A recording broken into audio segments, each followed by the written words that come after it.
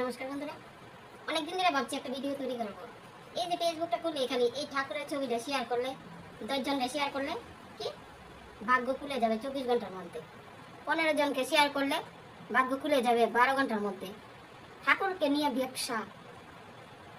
আগে তো ঠাকুরকে টেনে এখন কি করছে, সোশ্যাল মিডিয়াতে নিয়ে যাচ্ছে। আর এই ঠাকুর কি কারুর কি না? ঠাকুরের ছবি শেয়ার করলেই তোমার ভাগ্য খুলবে, সুখবর পাবে, না হলে অমঙ্গল হবে। কি এগুলি কি ভাই? ধর্ম কি এটাই নি? আর যারা গিয়ে ওই যে ঠাকুরের ছবি দিয়ে ফেসবুকের মধ্যে এরকম পোস্ট করে, তারা বাড়ির মধ্যে বলতে ঠাকুরের চরণে এক ফোঁটা তুলসীও দেয় না।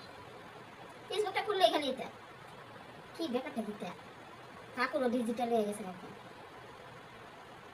এটি বন্ধ করো, ঠাকুরকে নিয়ে এগুলো বন্ধ করো বিয়ে বাড়ানোর জন্য।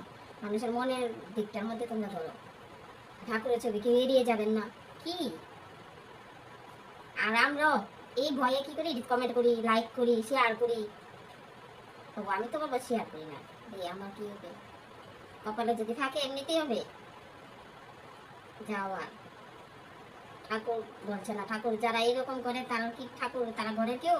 আর তোমরা ঠাকুরকে বন্দি করে রেখেছো।